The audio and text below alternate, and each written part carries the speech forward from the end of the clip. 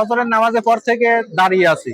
সবচেয়ে দুর্নীতিগ্রস্ত আমাদের এই লাইনটা। ওই তো রমেশ নামের একজন গ্রাম পুলিশ, ও হলো সহ নিয়ে যাচ্ছে।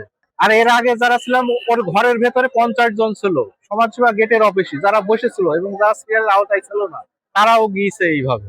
আমাদের এই যে এই মাঝ বরাবর লাইন, আমাদের লাইন চেঞ্জ হচ্ছে না, এই লাইনই সকাল থেকেই দাঁড়িয়ে আছে।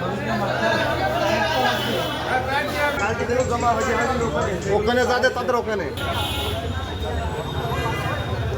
ফুয়েল কার্ডের জন্য আছি সকাল 9:30টায়, এখন লাইনে দাঁড়িয়ে আছি।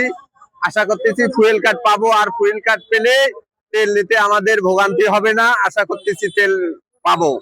সরকারের এটা ভালো উদ্যোগ, এই উদ্যোগকে স্বাগত জানাই। আসলে এইভাবে সিস্টেম করে দেওয়াটা আসলেও আপনার অনেক কষ্টসাধ্য, ঠিক আছে, যেহেতু আবহাওয়া আমাদের অনেকটা প্রতিকূল আছে, এই কারণে মানুষজন দাঁড়িয়ে থাকতে পারছে।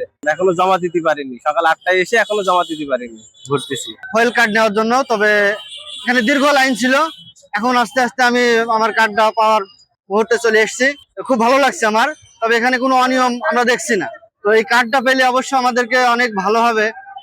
ভালোটা হচ্ছে, আমি গতকালকে যে পাম্পে তেল নিতে গেছিলাম, তেল নিতে যেয়ে দেখি গাড়ির যাদের কাগজ আছে তাদেরও তেল নেওয়ার জন্য লাইন দিতে হচ্ছে, এবং যাদের কাগজ নেই তারাও লাইন দিতে হচ্ছে।